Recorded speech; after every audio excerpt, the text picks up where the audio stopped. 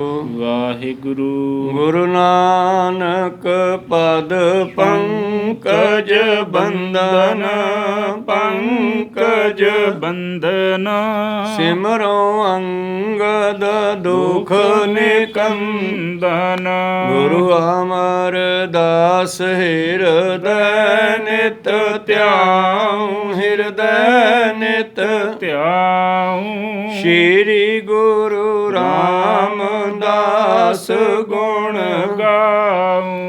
ਗੁਰੂ ਅਰਜਨ ਬਿਗਨਨ ਕੇ ਨਾਸ਼, ਬਿਗਨਨ ਕੇ ਨਾਸ਼ਕ। ਸ਼੍ਰੀ ਹਰਿ ਗੋਬਿੰਦ ਸੁਮਤ ਪ੍ਰਕਾਸ਼ਕ। ਸ਼੍ਰੀ ਹਰਿ ਰਾਏ ਨਮੋ ਕਰ ਜੋਰੀ, ਨਮੋ ਕਰ ਜੋਰੀ। ਸ਼੍ਰੀ ਹਰਿ ਕ੍ਰਿਸ਼ਨ ਮਨਾਉ ਬਹੋਰੀ। ਗੁਰੂ ਤੇਗ ਬਹਾਦਰ ਪਰਮ ਕਿਰਪਾਲਾ, ਪਰਮ ਕਿਰਪਾਲਾ। ਸ਼੍ਰੀ ਗੁਰੂ ਗੋਬਿੰਦ ਸਿੰਘ ਬਿਸਾਲਾ। ਤਰੋਂ ਤਰਾ ਪਰ ਪੁਨ ਪੁਨ ਸੀਸਾ, ਪੁਨ ਪੁਨ ਸੀਸਾ। ਬੰਦੋਂ ਬਾਰ ਬਾਰ ਜਗਦੀਸਾ। ਏਕ ਓੰਕਾਰ ਸਤਿਗੁਰੂ ਤੇ ਪ੍ਰਸਾਦ ਸਚ ਹੋਏ। ਵਾਹਿਗੁਰੂ ਜੀ ਕੀ ਫਤਿਹ ਹੈ। ਬਿਨ ਬਿਨਾਸਨ ਸੋਏ। ਵਾਹਿਗੁਰੂ ਜੀ ਕੀ ਫਤਿਹ ਹੈ। ਬਿਨ ਬਿਨਾਸਨ ਸੋਏ। ਦੋਹਰਾ ਸੁਧ ਪਸਰੀ ਪੁਰ ਗ੍ਰਾਮ ਮਹਿ, ਗੁਰ ਆਨੰਦਪੁਰ ਆਏ। ਸਤਰਨ ਕੇ ਚਿੰਤਾ ਬਦੀ, ਸਿੱਖਨ ਸੁਨ ਸੁਖ ਪਾਏ। ਵਾਹਿਗੁਰੂ ਜੀ ਕਾ ਖਾਲਸਾ, ਵਾਹਿਗੁਰੂ ਜੀ ਕੀ ਫਤਿਹ। ਆਓ ਗੁਰੂ ਪਿਆਰੇ, ਗੁਰੂ ਸਵਾਰੇ, ਸਤਸੰਗੀ ਜਣੋ, ਰੋਜ਼ਾਨਾ ਦੀ ਤਰ੍ਹਾਂ ਪਾਤਸ਼ਾਹ ਜੀ ਕੀ ਅਪਾਰ ਕਿਰਪਾ ਬਖਸ਼ਿਸ਼ ਦਾ ਸਦਕਾ ਪਿਛਲੇ ਪਹਿਰਾਂ ਦੇ ਦੀਵਾਨ ਸਜਾਉਂਦੇ ਹੋਏ ਆਪ ਜੀ ਗੁਰੂ ਚਰਨਾਂ ਵਿਖੇ ਹਾਜ਼ਰੀਆਂ ਲਵਾ ਰਹੇ ਹੋ। ਆਓ ਲੜੀਵਾਰ ਇਤਿਹਾਸ ਦੀ ਕਥਾ ਵਿਚਾਰ ਨਾਲ ਜੁੜਨਾ ਕਰੀਏ ਜੀ। ਆਪਾਂ ਵਿਚਾਰਾਂ ਸਰਵਣ ਕਰ ਰਹੇ ਸੀਗੇ ਜਦੋਂ ਧੰਨ ਧੰਨ ਸ਼੍ਰੀ ਗੁਰੂ ਗੋਬਿੰਦ ਸਿੰਘ ਜੀ ਮਹਾਰਾਜ ਜੀ ਨੇ ਭੰਗਾਣੀ ਦਾ ਜੰਗ ਜਿੱਤ ਕੇ ਪਾਉਂਟਾ ਸਾਹਿਬ ਤੋਂ ਵਾਪਸ ਅਨੰਦਪੁਰ ਸਾਹਿਬ ਨੂੰ ਚਾਲੇ ਪਾ ਦਿੱਤੇ ਹਨ ਔਰ ਚਲੋ ਚਾਲ ਅਨੰਦਪੁਰ ਸਾਹਿਬ ਪਹੁੰਚ ਗਏ। ਇਹ ਕਹਿਲੂਰ ਦੀਆਂ ਪਹਾੜੀਆਂ ਵਿੱਚ ਵਸਿਆ ਹੋਇਆ ਅਨੰਦਪੁਰ ਸ਼ਹਿਰ ਹੈ, ਜੋ ਕਿ 9ਵੇਂ ਪਾਤਸ਼ਾਹ ਜੀ ਨੇ ਮੁੱਲ ਜ਼ਮੀਨ ਖਰੀਦ ਕੇ ਵਸਾਇਆ ਸੀ।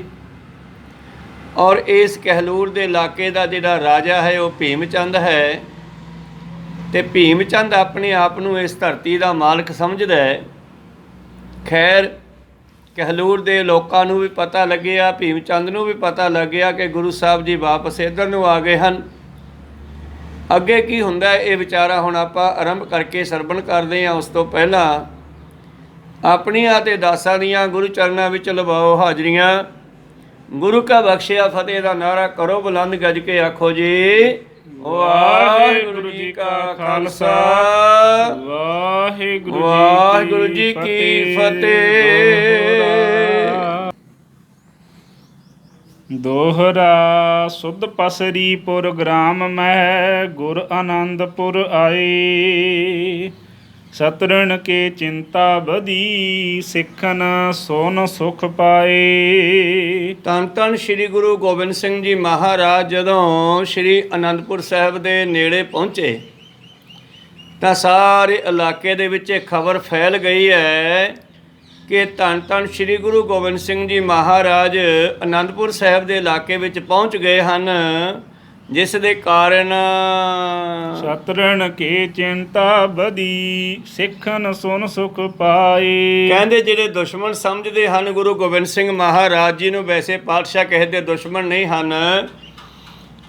ਭੀਮ ਚੰਦ ਵਰਗੇ ਪਹਾੜੀਏ ਜਿਹੜੇ ਹਨ ਉਹ ਸਤਿਗੁਰਾਂ ਦੇ ਨਾਲ ਖਾਰ ਖਾਂਦੇ ਆ, ਕਿਉਂਕਿ ਇਹਨਾਂ ਨੇ ਇੱਕ ਠੱਗੀ ਮਾਰਨੀ ਚਾਹੀ ਸੀ ਚਿੱਟਾ ਹਾਥੀ, ਪੰਜ ਕਲਾ ਸ਼ਾਸਤਰ ਆਦਿ ਮੰਗਵਾ ਮੰਗਿਆ ਸੀ, ਜਿਹੜਾ ਕਿ ਇਹਨਾਂ ਨੇ ਮਗਰੋਂ ਨੱਪਣ ਦੀ ਸਲਾਹ ਕੀਤੀ ਸੀ, ਪਰ ਸਤਿਗੁਰਾਂ ਨੇ ਪਹਿਲੇ ਭਾਪ ਕੇ ਇਹਨਾਂ ਨੂੰ ਉਹ ਵਸਤੂਆਂ, ਉਹ ਚੀਜ਼ਾਂ ਦਿੱਤੀਆਂ ਨਹੀਂ। ਇਸ ਕਰਕੇ ਇਹ ਦੁਸ਼ਮਣ ਜਿਹੜੇ ਹਨ, ਇਹਨਾਂ ਦੇ ਮਨ ਵਿੱਚ ਚਿੰਤਾ ਵੱਧ ਗਈ ਹੈ ਔਰ ਸਿੱਖਾਂ ਨੂੰ ਸੁੱਖ ਹੋਇਆ, ਜਿਵੇਂ ਸੂਰਜ ਦੇ ਚੜ੍ਹਨ ਨਾਲ ਚਕੋਰ ਨੂੰ, ਚੱਕਵੇ ਨੂੰ ਖੁਸ਼ੀ ਹੁੰਦੀ ਹੈ, ਪਰ ਉੱਲੂ ਨੂੰ ਦੁੱਖ ਹੁੰਦਾ ਹੈ ਜੀ।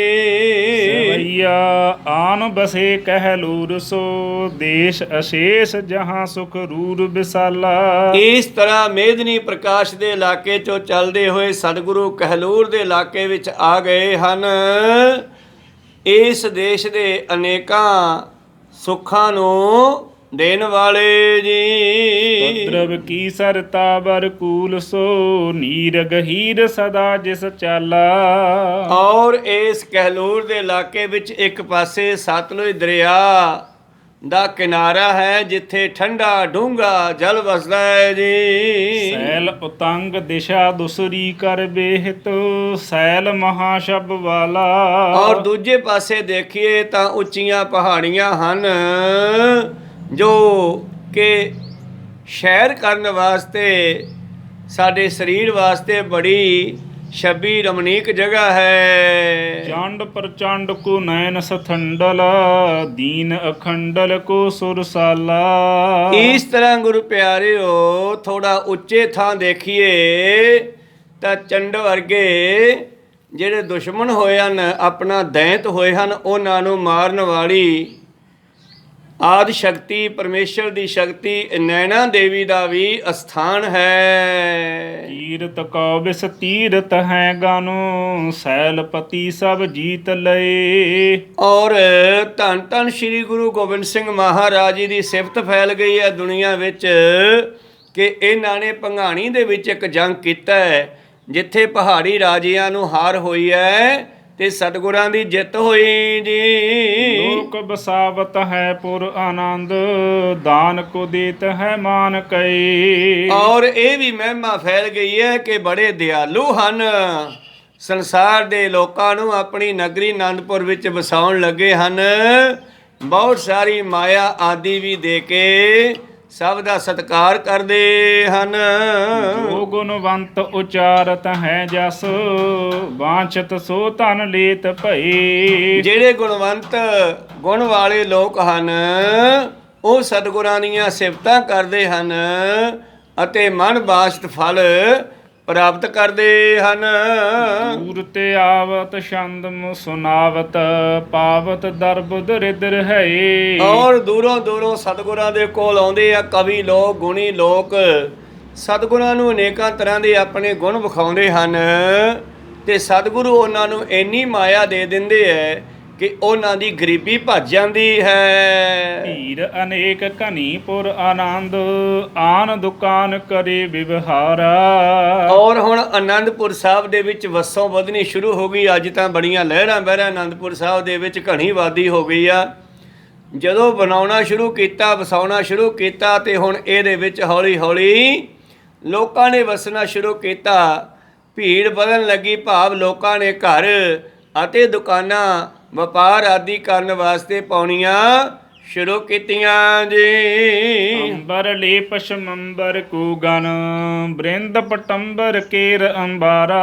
ਔਰ ਕਿਧਰੇ ਕੱਪੜਿਆਂ ਦੀਆਂ, ਰੇਸ਼ਮੀ, ਸੋਤੀ ਆਦਿ ਅਨੇਕਾਂ ਤਰ੍ਹਾਂ ਦੇ ਕੱਪੜਿਆਂ ਦੀਆਂ ਦੁਕਾਨਾਂ ਬਣ ਗਈਆਂ ਜੀ। ਬੈਠ ਸਰਾਬ ਸੁਥਾਤਨ ਲੈ, ਰਜਤੰ ਗਾਨ ਕੰਚਨ ਕੀਨ ਵਪਾਰਾ। ਜੌਹਰੀ ਲੋਕ, ਸੁਨਿਆਰੇ ਲੋਕ ਜਿਹੜੇ ਹਨ, ਉਹ ਮਾਇਆ ਦੀਆਂ ਥੈਲੀਆਂ ਲੈ ਕੇ, ਥਾਤੀ ਹੁੰਦਾ ਹੈ ਥੈਲੀ ਜਿਹਦੇ ਵਿੱਚ ਸੋਨਾ ਚਾਂਦੀ ਜਾਂ ਹੀਰੇ ਜਵਾਹਰਾਤ ਮਾਇਆ ਹੁੰਦੀ ਹੈ, ਥਾਤੀ ਲੈ ਕੇ ਭਾਵ ਮਾਇਆ ਲੈ ਕਰਕੇ ਇੱਥੇ ਆ ਗਏ ਹਨ, ਜਿਨ੍ਹਾਂ ਨੇ ਸੋਨੇ ਦਾ, ਚਾਂਦੀ ਦਾ ਵਪਾਰ ਕਰਨਾ ਹੈ ਜੀ। ਖਨ ਬ੍ਰਿੰਦ ਧਰੇ ਤਨ ਮੈਂ ਪਹਿਰੀ, ਬਰ ਚੀਰ ਬਸਿਓ ਪੁਰ ਸਾਰਾ। ਔਰ ਇਸ ਤਰ੍ਹਾਂ ਦੁਕਾਨਾਂ ਦੇ ਵਿੱਚ ਬੇਅੰਤ ਗਹਿਣੇ ਬਣਾਉਣੇ ਸ਼ੁਰੂ ਕੀਤੇ, ਔਰ ਉਹਨਾਂ ਦੇ ਆਪਣੇ ਵੀ ਬਣੇ ਪਹਿਨੇ ਹੁੰਦੇ ਹਨ, ਸੁੰਦਰ ਚੀਰ ਕੱਪੜੇ ਵੀ ਪਹਿਨਦੇ ਹਨ। ਸੰਸਾਰੀ ਲੋਕ ਆਨੰਦਪੁਰ ਦੇ ਵਸਣ ਵਾਲੇ।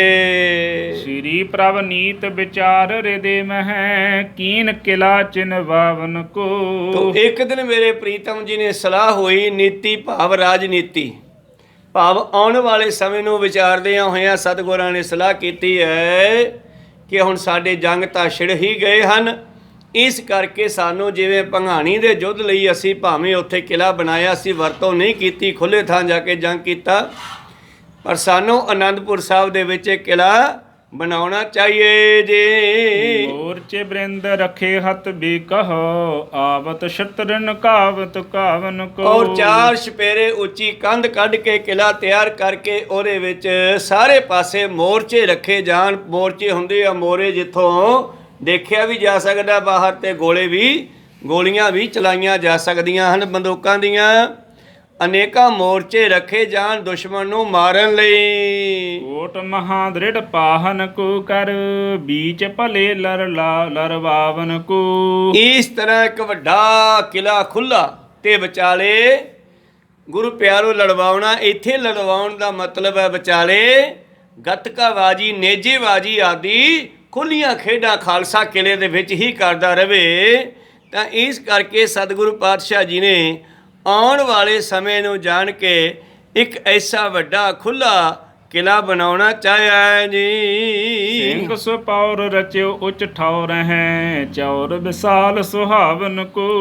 ਔਰ ਇਸ ਤਰ੍ਹਾਂ ਧੰਨ ਧੰਨ ਸ਼੍ਰੀ ਗੁਰੂ ਗੋਬਿੰਦ ਸਿੰਘ ਜੀ ਮਹਾਰਾਜ ਜੀ ਨੇ ਉਸ ਕਿਲੇ ਦਾ ਜਿਹੜਾ ਦਰਸ਼ਨੀ ਡਿਉੜਾ ਸ਼ਾਹੀ ਦਰਵਾਜ਼ਾ ਬੜਾ ਉੱਚਾ ਬਣਾਉਣਾ ਕੀਤਾ ਹੈ, ਤਾਂ ਕਿ ਇਹ ਬੜਾ ਸੁੰਦਰ ਲੱਗੇ। ਪੀਰ ਫਿਰੈ ਬੜ ਵਾਹਨ ਕਉ ਬਲ ਵਾਹਨ ਬ੍ਰਿੰਦ ਤੋ ਰੰਗ ਤਬੀਲੇ। ਹੁਣ ਇਸ ਆਨੰਦਪੁਰ ਸਾਹਿਬ ਦੇ ਵਿੱਚ ਬੜੀ ਗਹਿਮਾ ਗਹਿਮੀ ਹੋ ਗਈ ਹੈ। ਸਤਿਗੁਰਾਂ ਦੇ ਵੀਰ ਮਤਲਬ ਯੋਧੇ ਇਸ ਜੰਗਲ ਦੇ ਵਿੱਚ ਆਨੰਦਪੁਰ ਸਾਹਿਬ ਦੇ ਆਸੇ-ਪਾਸੇ ਬਲੀ ਵਾਹਨ ਭਾਵ ਤੰਦਰੁਸਤ ਸ਼ਕਤੀਸ਼ਾਲੀ ਘੋੜਿਆਂ ਤੇ ਚੜ੍ਹ ਕੇ ਇੱਧਰ ਉੱਧਰ ਘੁੰਮਦੇ ਹਨ।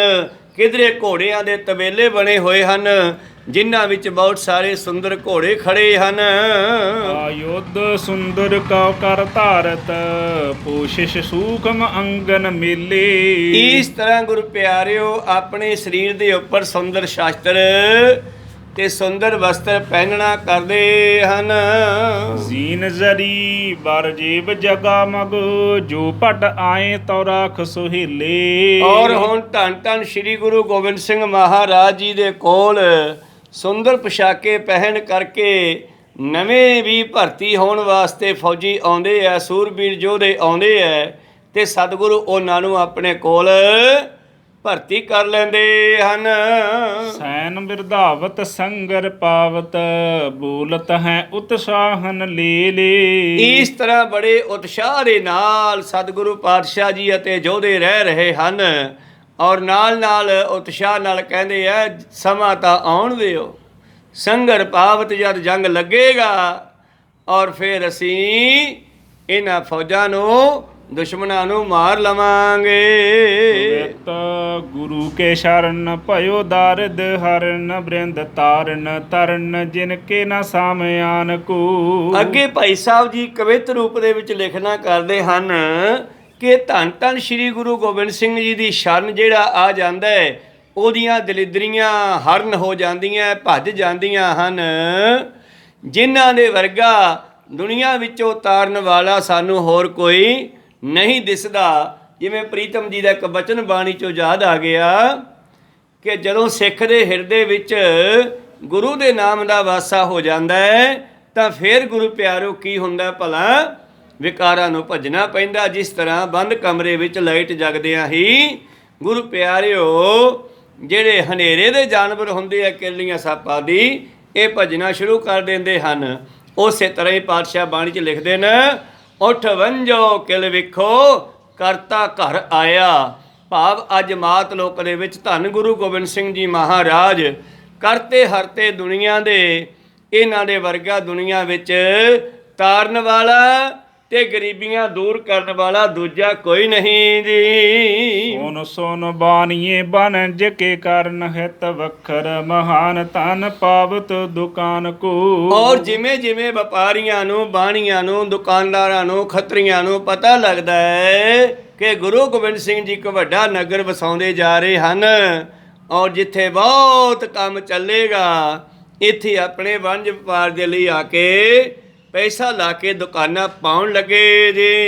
ਸਿੱਖ ਸਮੁਦਾਇ ਵਸੇ ਲਾਭ ਕਉ ਵਿਸ਼ਾਲ ਜਾਨ ਦਰਸ਼ਨ ਪ੍ਰਭ ਅਰ ਜੀਵਾ ਗੁਜਰਾਨ ਕੋ। ਔਰ ਬਹੁਤ ਸਾਰੀਆਂ ਸਿੱਖ ਸੰਗਤਾਂ ਦੂਸਰੇ ਇਲਾਕਿਆਂ 'ਚ ਉੱਠ ਕੇ ਸਤਿਗੁਰੂ ਜੀ ਦੇ ਅਨੰਦਪੁਰ ਵਿੱਚ ਆ ਕੇ ਵਸਣ ਲੱਗੀਆਂ, ਕਿਉਂਕਿ ਦੋ ਕੰਮ ਹੋਣਗੇ, ਜਿੱਥੇ ਗੁਜ਼ਾਰਾ ਚੱਲੇਗਾ ਉੱਥੇ ਸਤਿਗੁਰਾਂ ਦੇ ਰੋਜ਼ਾਨਾ ਦਰਸ਼ਨ ਵੀ ਹੋਣਗੇ। ਧਰੈ ਮਨ ਕਾਮਨਾ ਕੋ ਧਾਵਨ ਧਾਮਨ ਬਨਾਈ ਤਮ ਦੁਖ ਕੀ ਨ ਗਮ ਭਏ ਮਹਾ ਸੁਖਵਾਨ ਕੋ। ਇਸ ਤਰ੍ਹਾਂ ਆਪਣੇ ਮਨ ਵਿੱਚ ਐਸੀਆਂ ਕਾਮਨਾ ਭਾਵਨਾ ਲੈ ਕੇ ਧਾਮਨ ਬਣਾਏ, ਘਰ ਬਣਾਉਣ ਲੱਗੇ ਇੱਥੇ।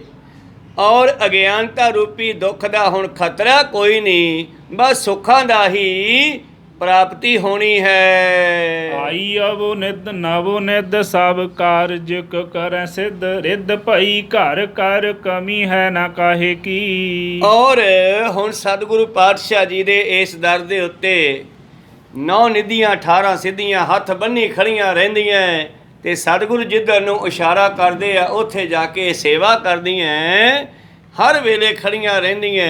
ਇਸ ਕਰਕੇ ਇੱਥੇ 9 ਨਿਧੀਆਂ 18 ਸਿੱਧੀਆਂ ਸਭ ਕੁਝ ਪ੍ਰਾਪਤ ਹੋਣ ਲੱਗੇ ਆ। ਸਿੱਖਾਂ ਦੇ ਕਾਰਜ ਸਿੱਧ ਕਰਨ ਵਾਲੇ ਸਤਿਗੁਰੂ ਬੈਠੇ ਹਨ। ਘਰ ਘਰ ਵਿੱਚ ਰਿਧੀਆਂ ਭਾਵ ਖੁਸ਼ੀਆਂ ਆਉਣ ਲੱਗੀਆਂ ਜੀ। ਵਸੈ ਬੁੱਧੀ ਮਾਨਸ ਗੁਣ ਸੰਗ ਰਹਿ ਕੀ ਚਾਹ ਜਾਨ ਸੁਨ ਸੁਨ ਕਾਨ ਆਨ ਆਨ ਥਿਤ ਤਾਹੇ ਕੀ। ਔਰ ਇਸ ਤਰ੍ਹਾਂ ਜਿਹੜੇ ਗਿਆਨਵਾਨ ਲੋਕ ਹਨ, ਬੁੱਧੀਵਾਨ ਲੋਕ ਹਨ, ਗੁਣਾਂ ਵਾਲੇ ਲੋਕ ਹਨ, ਉਹ ਆਪਣੇ ਗੁਣਾਂ ਨੂੰ ਇਕੱਠੇ ਕਰਕੇ ਤੇ ਗੁਣਵੰਤਿਆਂ ਗੁਣ ਦੇ ਹੋਰ ਵੀ ਗੁਣ ਪ੍ਰਾਪਤ ਕਰਨ ਵਾਸਤੇ ਸੰਗ੍ਰਹਿ ਕੀ ਚਾਹ ਜਾਣ, ਇੱਥੋਂ ਹੋਰ ਵੀ ਗੁਣ ਪ੍ਰਾਪਤ ਹੋਣਗੇ। ਨਾਨਕ ਨਿਰਗੁਣ ਗੁਣ ਕਰੇ ਗੁਣਵੰਤਿਆਂ ਗੁਣ ਦੇ, ਜੇ ਗੁਣ ਹੋਵਨ ਸਾਜਨਾ ਮਿਲ ਸਾਂਝ ਕਰੀਜੈ, ਸਾਂਝ ਕਰੀਜੈ ਗੁਣੈ ਕੇਰੀ ਛੋੜੇ ਅਵਗੁਣ ਚੱਲੀਐ। ਪਹਿਰੇ ਪਟੰਬਰ ਕਰ ਅਡੰਬਰ ਆਪਣਾ ਪਿੜ ਮੱਲੀਐ, ਜਿੱਥੈ ਜਾਏ ਵਹੀ ਐ ਭਲਾ ਕਹੀਐ ਝੋਲੀ ਅੰਮ੍ਰਿਤ ਪੀਜੈ। ਗੁਣਾ ਕਹੋਵੇ ਵਾਸਲਾ ਕੱਢ ਵਾਸ ਲਈਜੈ। ਤਾਂ ਬੁੱਧੀਮਾਨ ਗੁਣਵਾਨ ਲੋਕ ਹੋਰ ਗੁਣਾਂ ਦੀ ਇੱਛਾ ਰੱਖਦੇ ਹੋਏ ਸੁਣ ਸੁਣ ਕਾਣਿਆਨ ਆਨ ਥਿਤ ਤਾਹੇ ਕੀ, ਇੱਥੇ ਆ ਕੇ ਟਿਕਣ ਲੱਗੇ ਜੀ। ਨਏ ਨਿਤ ਮੰਗਲ ਉਮੰਗ ਸੰਗ ਨਾਰੀ ਨਰ ਰੰਗ ਰੰਗ ਕੌਤੁਕ ਬਿਲੰਦ ਉਤਸ਼ਾਹ ਕੀ। ਔਰ ਇੱਥੇ ਹੁਣ ਨਿਤ ਨਵੇਂ ਮੰਗਲ ਹੋਣ ਲੱਗੇ, ਨਿਤ ਨਵੇਂ ਕੌਤੁਕ ਹੋਣ ਲੱਗੇ, ਨਿਤ ਨਵੇਂ ਖੁਸ਼ੀਆਂ ਦੇ ਸਮਾਗਮ ਹੋਣ ਲੱਗੇ।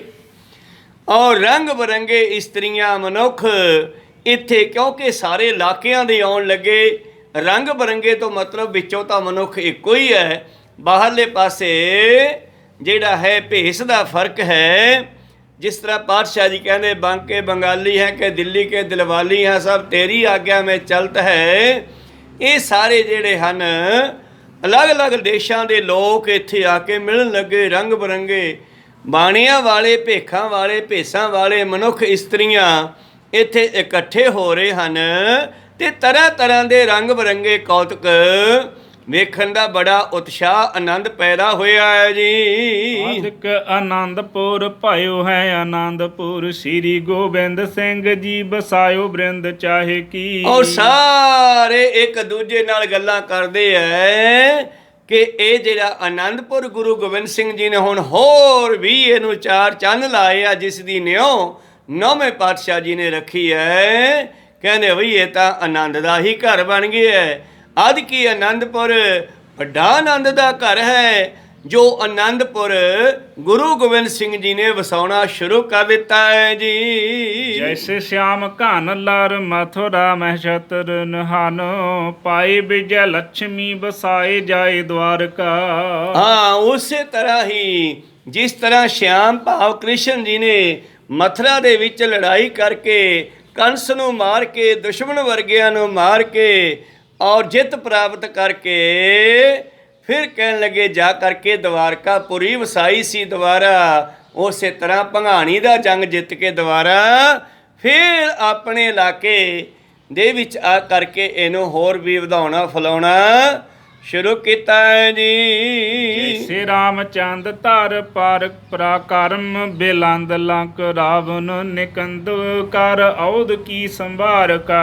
ਹਾਂ, ਜਿਸ ਤਰ੍ਹਾਂ ਰਾਮਚੰਦਰ ਨੇ 14 ਸਾਲ ਵਨਵਾਸ ਕੱਟੇ, ਫਿਰ ਲੰਕਾ ਦੇ ਰਾਵਣ ਵਰਗੇ ਦੈਂਤਾਂ ਦਾ ਖਾਤਮਾ ਕਰਕੇ ਫਿਰ ਅਯੁੱਧਿਆਪੁਰੀ ਨੂੰ ਆ ਕੇ ਸੰਭਾਲਿਆ ਸੀ। ਜੈਸੇ ਪਰ ਹੂਤ ਹੱਥ ਦੈਤਨ ਕੇ ਪੂਤ ਗਨ ਬਹੁ ਰੂਪ ਸਾਏ ਦੇਵ ਲੋਕ ਸੁਖ ਕਾਰ ਕਾ। ਜਿਸ ਤਰ੍ਹਾਂ ਇੰਦਰ ਨੇ ਦੈਂਤਾਂ ਦਾ ਖਾਤਮਾ ਕਰਕੇ ਫਿਰ ਦੁਬਾਰਾ ਦੇਵ ਲੋਕ ਵਿੱਚ ਵਸਾਉਣਾ ਕੀਤਾ ਸੀ, ਵਾਸਾ ਕੀਤਾ ਸੀ। ਇਹ ਸਿੰਦਰ ਨੂੰ ਕਈ ਵਾਰੀ ਦੈਂਤਾਂ ਨੇ ਮਾਰ ਮਾਰ ਕੇ ਇਹਦੇ ਲੋਕ ਚੋਂ ਕੱਢਿਆ ਔਰ ਇਹਦੇ ਜੰਗ ਹੁੰਦੇ ਰਹੇ ਹੈ ਔਰ ਫਿਰ ਉਹਨਾਂ ਨਾਲ ਲੜਾਈ ਕਰਕੇ ਆਪਣੇ ਲੋਕ ਨੂੰ ਜਾਂਦਾ ਹੈ। ਐਸੇ ਹੀ ਧੰਨ ਗੁਰੂ ਗੋਬਿੰਦ ਸਿੰਘ ਜੀ ਮਹਾਰਾਜ ਗਏ ਸਨ ਪਾਉਂਟਾ ਸਾਹਿਬ, ਉੱਥੋਂ ਵਾਪਸ ਆਏ ਹਨ। ਤੈਸੇ ਸ੍ਰੀ ਗੋਬਿੰਦ ਸਿੰਘ ਪਾਵਟਾ ਕੋ ਜਈ ਜੀਤ ਜੰਗ ਆਨ ਕੈ ਆਨੰਦਪੁਰ ਬਾਸੇ ਦੇਸ ਚਾਰੁਕਾ। ਹਾਂ, ਚਾਰੁਕਾ ਦਾ ਮਤਲਬ ਹੈ ਸੁੰਦਰ। ਆਨੰਦਪੁਰ ਸਾਹਿਬ ਸੁੰਦਰ ਪਾਉਂਟਾ ਸਾਹਿਬ ਦੇ ਇਲਾਕੇ ਵਿੱਚ ਗਏ ਸਨ ਮੇਦਨੀ ਪ੍ਰਕਾਸ਼ ਰਾਜੇ ਦੀ ਬੇਨਤੀ ਤੇ। ਉੱਥੇ ਕਾਫੀ ਸਮਾਂ ਬਾਸਾ ਰੱਖਿਆ, ਬੜਾ ਆਨੰਦ ਮਾਣਿਆ ਔਰ ਭੀਮਚੰਦ ਵਰਗੇ ਪਹਾੜੀਆਂ ਨੇ ਜੰਗ ਸ਼ੁਰੂ ਕੀਤੀ ਆ ਕੇ, ਫਤਿਹ ਸ਼ਾਹ ਵਰਗਿਆਂ ਨੇ, ਤੇ ਸਤਿਗੁਰਾਂ ਨੇ ਉਹ ਜੰਗ ਜਿੱਤ ਕੇ ਹੁਣ ਫੇਰ ਦੁਬਾਰਾ ਆਨੰਦਪੁਰ ਸਾਹਿਬ ਦੀ ਸੁੰਦਰਤਾ ਨੂੰ ਚਾਰ ਚੰਨ ਲਾਏ ਹਨ। ਸੂਰਠਾ ਬਸੀ ਨਾਰ ਨਰ ਬ੍ਰਿੰਦ ਲਹਿਓ ਆਨੰਦ ਬਿਲੰਦ ਸਭ ਦੋਹਾ ਕੀਨ ਮੁਕੰਦ ਸ੍ਰੀ ਮੁਖ ਤੇ ਇਮ ਲਿਖਿਓ ਤਬ। ਕਹਿਣ ਲੱਗੇ ਜਦੋਂ ਧੰਨ ਧੰਨ ਸ੍ਰੀ ਗੁਰੂ ਗੋਬਿੰਦ ਸਿੰਘ ਜੀ ਮਹਾਰਾਜ ਆਨੰਦਪੁਰ ਸਾਹਿਬ ਦੇ ਵਿੱਚ ਆ ਕੇ ਵਸ ਗਏ, ਬੜਾ ਆਨੰਦ ਬਣ ਗਿਆ। ਉਸ ਆਨੰਦ ਨੂੰ ਧੰਨ ਗੁਰੂ ਗੋਬਿੰਦ ਸਿੰਘ ਜੀ ਨੇ ਆਪਣੇ ਮੁਖ ਵਾਕ ਰਾਹੀਂ ਵੀ ਇੱਕ ਦੋਹਰੇ ਦੇ ਰੂਪ ਚ ਲਿਖਣਾ ਕੀਤਾ ਹੈ ਜੀ। ਸ੍ਰੀ ਮੁਖ ਵਾਕ ਦੋਹਰਾ ਜੁਦ ਜੀਤ ਆਏ ਜਬੈ ਟਿਕੇ ਨਾ ਤਿਨ ਪੁਰ ਪਾਵ ਕਾਹਲੂਰ ਮੈਂ ਬਾਂਧਿਓ ਆਨ ਆਨੰਦਪੁਰ ਗਾਵ। ਕਹਿੰਦੇ ਜਦੋਂ ਸਤਿਗੁਰਾਂ ਨੇ ਪਾਉਂਟਾ ਸਾਹਿਬ ਦੇ ਵਿੱਚ ਭੰਗਾਣੀ ਦਾ ਜੰਗ ਜਿੱਤ ਲਿਆ ਤੇ ਜਿਹੜਾ ਸਿੱਖ ਸੀ ਨਾਲ, ਖਾਲਸਾ ਹਰੇ ਸਾਜਣਾ ਅੱਗੇ ਚੱਲ ਕੇ ਹਲੇ ਅਸੀਂ ਸਿੱਖ ਹੀ ਕਹਾਂਗੇ, ਉਹ ਸਾਰੇ ਸਤਿਗੁਰਾਂ ਦੇ ਨਾਲ ਜਿਹੜੇ ਸਿੰਘ ਸਨ, ਸਿੱਖ ਸਨ ਜਿਹੜੇ, ਉਹਨਾਂ ਨੂੰ ਇੰਨਾ ਜੋਸ਼ ਵੱਧ ਗਿਆ, ਇੰਨਾ ਜੋਸ਼ ਵੱਧ ਗਿਆ ਕਿ ਬਹੁਤ ਥੋੜ੍ਹੇ ਸਿੱਖਾਂ ਨੇ 500 ਪਠਾਨ ਤੇ ਫਤਿਹ ਸ਼ਾਹ ਵਰਗੇ ਰਾਜਿਆਂ ਦੀਆਂ ਹਜ਼ਾਰਾਂ ਦੀ ਗਿਣਤੀ ਵਿੱਚ ਟਿੱਡੀ ਦਲ ਫੌਜਾਂ ਨੂੰ ਸ਼ਿਕਾਸਤ ਦਿੱਤੀ ਆ, ਹਰਾਇਆ ਹੈ, ਭਜਾਇਆ ਹੈ, ਕੁੱਟਿਆ ਹੈ। ਔਰ ਐਸੇ ਜੋਸ਼ ਆਇਆ ਹੈ ਕਿ ਕਿਰਪਾਲ ਦਾਸ ਵਰਗੇ ਸਾਧਾਂ ਨੇ ਔਰ ਲਾਲਚੰਦ ਵਰਗੇ ਹਲਵਾਈ ਨੇ, ਇੱਕ ਲਾਲਚੰਦ ਮੱਝਾਂ ਪਾਲਣ ਵਾਲਾ, ਜਿਨ੍ਹਾਂ ਨੇ ਸੋਟਿਆਂ ਦੇ ਨਾਲ ਹੀ ਦੁਸ਼ਮਣਾਂ ਦੇ ਜਰਨੈਲ ਤੇ ਵੱਡੇ ਵੱਡੇ ਪਠਾਨ ਖਾਨ ਮਾਰੇ ਆ, ਕਹਿੰਦੇ ਕਹਾਉਂਦੇ। ਖਾਲਸੇ ਨੂੰ, ਸਿੱਖਾਂ ਨੂੰ ਬੜਾ ਜੋਸ਼ ਆਇਆ ਹੈ। ਹੁਣ ਇਹ ਸਿੱਖ ਉੱਥੇ ਟਿਕਦੇ ਨਹੀਂ ਸੀ, ਇਹ ਤਾਂ ਹੁਣ ਹਰ ਵੇਲੇ ਜੰਗ ਹੀ ਭਾਲਦੇ ਸੀ, ਜੰਗ ਹੀ ਲੱਗਿਆ ਰਵੇ। ਪਰ ਸਤਿਗੁਰੂ ਪਾਤਸ਼ਾਹ ਜੀ ਨੇ ਸਮਾਂ ਵਿਚਾਰਦਿਆਂ ਹੋਇਆਂ ਉੱਥੋਂ ਸਾਰੇ ਸਿੱਖਾਂ ਨੂੰ ਲੈ ਕਰਕੇ ਜਦ ਇਹਨਾਂ ਦਾ ਪੈਰ ਉੱਥੇ ਨਾ ਟਿਕਿਆ ਤੇ ਕਹਲੂਰ ਦੇ ਇਲਾਕੇ ਵਿੱਚ ਸ਼੍ਰੀ ਅਨੰਦਪੁਰ ਸਾਹਿਬ ਆ ਗਏ ਜੀ। ਬਿਤ ਹੀਰਤ ਸਵੇਰ ਕੋ ਅਰੂੜਤ ਅਖੀਰ ਕੋ ਅਨੀਕ ਲੇ ਬਡੇਰ ਕੋ ਅਨੇਕ ਬਾਨ ਗਾਹੀ। ਹੁਣ ਸਤਿਗੁਰਾਂ ਦਾ ਨਿਤ ਕਰਮ ਜਿਹੜਾ ਹੈ, ਅੰਮ੍ਰਿਤ ਵੇਲੇ ਉੱਠਦੇ ਹੈ, ਨਿਤਨੇਮ ਤੋਂ ਵਿਹਲੇ ਹੋ ਕੇ ਫਿਰ ਅਨੀਕ ਹੁੰਦੀ ਹੈ ਫੌਜ, ਥੋੜ੍ਹੀ ਅਣੀ ਫੌਜ ਨਾਲ ਲੈ ਕਰਕੇ ਔਰ ਫਿਰ ਦਿਨ ਚੜ੍ਹਦੇ ਦੇ ਨਾਲ ਹੀ ਕੁਝ ਫੌਜਾਂ ਨੂੰ ਨਾਲ ਲੈ ਕੇ ਜੰਗਲ ਦੇ ਵੀ ਸ਼ਿਕਾਰ ਦੇ ਬਹਾਨੇ ਚਲੇ ਜਾਂਦੇ ਜੀ। ਹੁੰਦਪ ਬੱਜਤ ਵੱਡੀ ਬੰਬ ਸੋ ਗੱਜਤ ਉਤਸ਼ਾਹ ਸੋ ਸਜਤ ਸੁਨ ਸੂਰਮਾ ਉਮਾਮਹੀ। ਔਰ ਜਦੋਂ ਫਿਰ ਸਤਿਗੁਰਾਂ ਦਾ ਰਣਜੀਤ ਨਗਾਰੇ ਤੇ ਚੋਟ ਲੱਗਦੀ ਹੈ, ਜਿਵੇਂ ਢੋਲ ਵੱਜਦਾ ਤੇ ਨੱਚਣ ਵਾਲੇ ਦੀ ਅੱਡੀ ਫਿਰ ਹੱਲਣ ਲੱਗ ਜਾਂਦੀ ਹੈ, ਉਸੇ ਤਰ੍ਹਾਂ ਯੋਧਿਆਂ ਦਾ ਫਿਰ ਪੈਰ ਜਿਹੜਾ ਉਹ ਖੜਦਾ ਨਹੀਂ। ਇਸੇ ਤਰ੍ਹਾਂ ਰਣਜੀਤ ਨਗਾਰਾ ਵੱਜਦਾ ਹੈ ਤੇ ਇਹਨਾਂ ਦੇ ਹਿਰਦੇ ਵਿੱਚ ਜੰਗ ਦੇ ਲਈ ਜੋਸ਼ ਪੈਦਾ ਹੋ ਜਾਂਦਾ ਹੈ। ਧੁੰਦ ਪੈ ਵੱਜਤ ਵੱਡੀ ਬੰਬ ਸੋ ਗੱਜਤ, ਜਦੋਂ ਨਗਾਰਾ ਵੱਜਦਾ ਵੱਡੀ ਆਵਾਜ਼ ਆਉਂਦੀ ਹੈ ਔਰ ਯੋਧਿਆਂ ਦੇ ਹਿਰਦੇ ਵਿੱਚ ਉਤਸ਼ਾਹ ਭਰ ਜਾਂਦਾ ਹੈ। ਸੂਰਮੇ ਉਛਲਦੇ ਹਨ, ਜੰਗ ਦੇ ਲਈ ਦੂਣੇ ਚੌਣੇ ਹੋ ਜਾਂਦੇ ਹਨ। ਕੀਤੇ ਆਰ ਬਾਜ ਸਵਾਨ ਸ਼ਿਕਰੇ ਲੈ ਸੰਗ ਘਨੇ ਹਨੇ ਮ੍ਰਿਗ ਸੱਸੇ ਸੁਕੂਲ ਜਾਨ ਦੇ ਨਾ ਤਾਹੀ। ਔਰ ਫਿਰ ਜੰਗਲ ਦੇ ਵਿੱਚ ਜਾ ਕਰਕੇ ਸਤਿਗੁਰਾਂ ਦੇ ਸਿੱਖ ਸਤਿਗੁਰਾਂ ਦੀਆਂ ਫੌਜਾਂ ਸਤਿਗੁਰੂ ਆਪ ਆਪਣੇ ਸ਼ਿਕਾਰੀ ਜਾਨਵਰ ਬਾਜ ਆਦਿ ਸ਼ਿਕਾਰੀ ਕੁੱਤੇ ਆਦਿ ਨਾਲ ਲੈ ਕਰਕੇ ਅਨੇਕਾਂ ਹੀ ਜੰਗਲੀ ਜਾਨਵਰਾਂ ਦਾ ਸ਼ਿਕਾਰ ਕਰਦੇ ਹਨ। ਜਿਨ ਕੀ ਛਾਤੀਦਾਰ ਸੱਜਣ ਕੁਮੋਦ ਕਰ, ਚੋਰ ਠੱਗ ਪ੍ਰਾਨ ਹਾਰ ਨੀਤ ਨਿਰਵਾਹੀ। ਔਰ ਪਾਤਸ਼ਾਹ ਜੀ ਦੀ ਐਕਟੀਵਿਟੀ ਇਹ ਕੌਤਕ ਦੇਖ ਕੇ ਜਿਹੜੇ ਦੁਰਜਨ ਹੈ, ਮਾੜੀ ਸੋਚ ਵਾਲੇ ਭੀਮ ਚੰਦ ਵਰਗੇ ਜਿਹੜੇ ਹਨ, ਇਹਨਾਂ ਦੀ ਛਾਤੀ ਮੱਚਦੀ ਹੈ, ਮਾਨੋ ਇਹ ਦੁਖੀ ਹੁੰਦੇ ਹਨ। ਪਰ ਜਿਹੜੇ ਗੁਰੂ ਕੇ ਫੌਜਾਂ, ਗੁਰੂ ਕੇ ਸਿੱਖ, ਗੁਰੂ ਕੇ ਪਿਆਰੇ ਸੱਜਣ ਕੋ ਮੋਦ ਕਰ ਉਹਨਾਂ ਨੂੰ ਸੁਖ ਬਖਸ਼ਦੇ ਹੈ। ਜਿਵੇਂ ਚੋਰ ਠੱਗ ਪ੍ਰਾਣ ਹਰ, ਚੋਰਾਂ ਤੇ ਠੱਗਾਂ ਦੇ ਪ੍ਰਾਣ ਖਰ ਲੈਂਦੇ ਨੇ।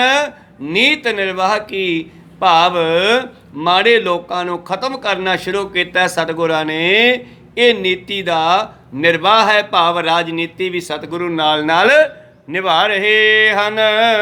ਸਤਿਗੁਰ ਬਿਨਾ ਦਲ ਚੜੈ ਬਹੁ ਧਾਰ ਬਲ, ਕਹਿ ਲੂਰ ਗ੍ਰਾਮਨ ਮੈਂ ਤਰਾਸ ਉਪਜਾਵਈ। ਇਸ ਤਰ੍ਹਾਂ ਸਤਿਗੁਰੂ ਤੋਂ ਬਗੈਰ ਵੀ ਸੈਨਾ ਕਈ ਵਾਰੀ ਜਲ ਜਾਂਦੀ ਹੈ ਤਾਂ ਕਹਿਲੂਰ ਦੇ ਇਲਾਕੇ ਦੇ ਪਿੰਡਾਂ ਵਿੱਚ ਲੋਕ ਜਿਹੜੇ ਹਨ ਬੜਾ ਹੀ ਡਰ ਜਾਂਦੇ ਹਨ ਕਿ ਗੁਰੂ ਕਾ ਖਾਲਸਾ, ਗੁਰੂ ਕੇ ਸਿੱਖ ਆ ਗਏ ਹਨ। ਮਿਲੇ ਪੇਟ ਦੇ ਤਾਂ ਕੇ ਰਖਕ ਬਨੇ, ਸਭ ਬੇਮੁਖ ਕੋ ਲੂਟ ਲੇਹ ਮਾਨ ਬੇਨ ਸਾਵਈ। ਇਸ ਤਰ੍ਹਾਂ ਗੁਰੂ ਪਿਆਰਿਓ ਪਿੰਡਾਂ ਦੇ ਲੋਕ ਸਿੱਖਾਂ ਨੂੰ ਅੱਗੋਂ ਸਭ ਕੁਝ ਆਪਣੇ ਹੱਥੀਂ ਭੇਟ ਕਰਦੇ ਆ, ਪੇਸ਼ ਕਰਦੇ, ਕਿਉਂਕਿ ਸਮਾਨ ਦੀ ਲੋੜ ਹੈ, ਘੋੜਿਆਂ ਵਾਸਤੇ ਘਾਹ ਦਾਣੇ ਦੀ ਲੋੜ ਹੈ। ਔਰ ਇਸ ਕਰਕੇ ਜਿਹੜੇ ਪਹਾੜੀਏ ਸੰਸਾਰ ਦੇ ਲੋਕ ਹਨ, ਪਹਾੜੀਏ ਲੋਕ, ਉਹ ਇਹਨਾਂ ਨੂੰ ਬੇਨਤੀ ਕਰਦੇ ਆ, ਮਹਾਰਾਜ ਸਾਡੀ ਰਕਸ਼ਾ ਕਰੋ, ਆ ਲੋ ਜੋ ਚਾਹੀਦਾ ਅਸੀਂ ਪੇਸ਼ ਕਰਦੇ ਹਾਂ। ਅੰਨ ਬ੍ਰਿੰਦ ਛੀਨੈ, ਅੰਨ ਬ੍ਰਿੰਦ ਛੀਨੈ ਰਾਜਾ ਪੂਤ ਜਿਤ ਚੀਨੈ ਲੀਤ, ਦੂਧ ਦੱਧ ਵਾਸਨ ਅਵਾਸਨ ਉਠਾਵਈ। ਇਸ ਤਰ੍ਹਾਂ ਉਹਨਾਂ ਨੂੰ ਅਨਾਜ, ਅਜਾ ਪੁੱਤਰ ਬੱਕਰੇ, ਕਿਉਂਕਿ ਸਿੱਖ ਛਕਦੇ ਸਨ, ਔਰ ਦੁੱਧ ਦਹੀਂ ਦੇ ਭਾਂਡੇ ਭਰੇ ਹੋਏ ਦੇ ਦਿੰਦੇ ਹਨ। ਸਾਂਚਿਓ ਘਾਸ ਲੇਤ ਬੋਚੈ ਮੂੜ ਕੋ, ਝਿਰਤ ਦੇਤ ਝਿਰਕ ਦੇਤ ਮਾਰ ਕੂਟ, ਨੀਤ ਹੋਤ ਜਤਰ ਤਤਰ ਜਾਵਈ। ਔਰ ਜੇ ਕੋਈ ਨਹੀਂ ਦਿੰਦਾ ਤੇ ਫਿਰ ਕਹਿਣ ਲੱਗੇ ਸ਼ੇਰ ਪੰਜਾਬੀ ਮਾਰਨਾ ਜਾਣਦੇ ਐ ਸਿੱਖ, ਕਿਉਂਕਿ ਲੋੜ ਹੈ ਘੋੜਿਆਂ ਦੇ ਵਾਸਤੇ। ਤੇ ਕਈ ਅੱਗੋਂ ਕਹਿ ਦਿੰਦੇ ਐ ਕਿ ਅਸੀਂ ਰਾਜੇ ਭੀਮ ਚੰਦ ਦੀ ਜਨਤਾ ਹਾਂ, ਅਸੀਂ ਨਹੀਂ ਦਿੰਦੇਗੇ।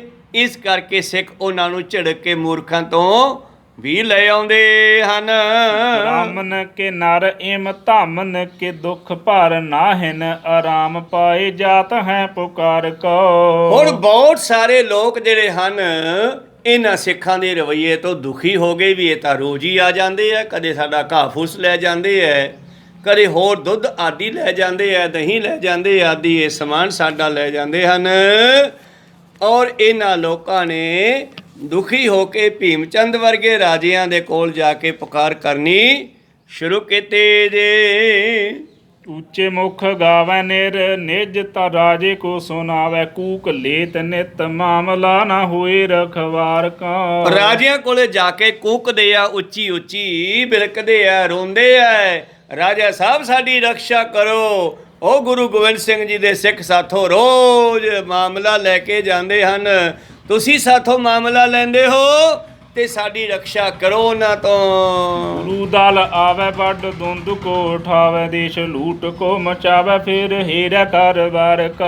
ਔਰ ਗੁਰੂ ਦਾ ਦਲ ਆਉਂਦਾ ਹੈ ਜਦੋਂ ਤੇ ਆਹ ਕਰਕੇ ਬੜੀ ਲੁੱਟ ਮਚਾਉਂਦਾ ਹੈ, ਸਾਡਾ ਖਾਣ ਪੀਣ ਦਾ ਸਮਾਨ ਤੇ ਖੇਤਾਂ ਵਿੱਚੋਂ ਘਾਹ ਦਾਣਾ ਆਦਿ ਲੈ ਜਾਂਦਾ ਹੈ। ਘਾਸ ਹੂੰ ਨਾ ਸ਼ੋਰੈ, ਦੂਧ ਦੱਧ ਹੂੰ ਕੋ ਟੋਰੈ, ਬਹੁ ਬਸਨ ਕਫੂਰੈ, ਤਰਾਸ ਦੇਤ ਨਾਰ ਨਾਰ ਕਾ।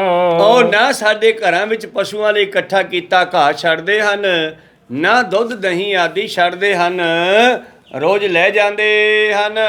ਸੁਨੈ ਭੀਮ ਚੰਦ ਗਾਨ ਮਸੈਲ ਕੋ ਨਰਿੰਦ ਮਹਾਪ੍ਰਭ ਕੋ ਬਿਲੰਦ ਜਾਨ ਧਾਰੈ ਮੁਖ ਮੌਨ ਕੋ। ਭੀਮ ਚੰਦ ਕੋਲੇ ਜਾਂਦੇ ਆ ਲੋਕ, ਪਰ ਭੀਮ ਚੰਦ ਦੇ ਕਹੇ ਤੇ ਫਤਿਹ ਸ਼ਾਹ ਲੜਿਆ ਸੀ ਤੇ ਹਾਰ ਦਾ ਮੂੰਹ ਦੇਖ ਕੇ ਆਇਆ ਮੁੰਡਾ ਵਿਆਹੁਣ ਗਿਆ ਇਹ। ਇਸ ਕਰਕੇ ਭੀਮ ਚੰਦ ਨੂੰ ਪਤਾ ਲੱਗਿਆ ਕਿ ਗੁਰੂ ਸਾਹਿਬ ਨਾਲ ਲੜਾਈ ਕਰਕੇ ਅਸੀਂ ਜਿੱਤ ਨਹੀਂ ਸਕਦੇ। ਇਹਦੇ ਕੋਲ ਜਾ ਕੇ ਰੋਜ਼ ਇਹਦੀ ਪਰਜਾ ਪੁਕਾਰਾਂ ਕਰਦੀ ਹੈ, ਪਰ ਇਹ ਚੁੱਪ ਰਹਿੰਦਾ, ਕੁਛ ਕਰਦਾ ਨਹੀਂ। ਪ੍ਰਜਾ ਦੁਖ ਪਾਵੈ ਬਾਰ ਬਾਰ ਹੀ ਸੁਨਾਵੈ ਕੂਕ, ਕਿਉ ਨਾ ਸੁਨੈ ਭੂਪ ਕੀਨੋ ਦੇਸ਼ ਨਿਆਇਓਨ ਕੋ। ਔਰ ਪਰਜਾ ਰੋਜ਼ ਦੇ ਕੋਲੇ ਜਾ ਕੇ ਰੋਂਦੀ ਹੈ, ਕੂਕਦੀ ਹੈ, ਬਿਰਲਾਪ ਕਰਦੇ ਹੈ, ਪਰ ਰਾਜੇ ਨੂੰ ਕਹਿੰਦੇ ਆ ਤੂੰ ਕਿਉਂ ਨਹੀਂ ਨਿਆਂ ਕਰਦਾ, ਕਿਉਂ ਨਹੀਂ ਸਾਡੀ ਸੁਣਦਾ। ਹ੍ਰਿਦੇ ਪਛੁਤਾਏ ਕਾਸ਼ ਬਸ ਨਾ ਬਸਾਏ, ਜਬ ਬਲ ਕੋ ਵਿਚਾਰੇ ਸਤ ਗੁਰੂ ਔਰ ਭਉਨ ਕੋ। ਔਰ ਫਿਰ ਬੜਾ ਪਛਤਾਉਂਦਾ ਹੈ, ਕਿਉਂਕਿ ਇਹ ਗੁਰੂ ਘਰ ਨਾਲ ਦੁਸ਼ਮਣੀ ਪਾ ਬੈਠਾ। ਹੁਣ ਪਛਤਾਵਾ ਹੀ ਹੱਥ 'ਚ ਹੈ। ਪਿਆਰ ਰੱਖਦਾ ਤਾਂ ਭਾਵੇਂ ਇੱਥੋਂ ਕੁਛ ਵੀ ਲੈ ਸਕਦਾ ਸੀਗਾ। ਹੁਣ ਇਹ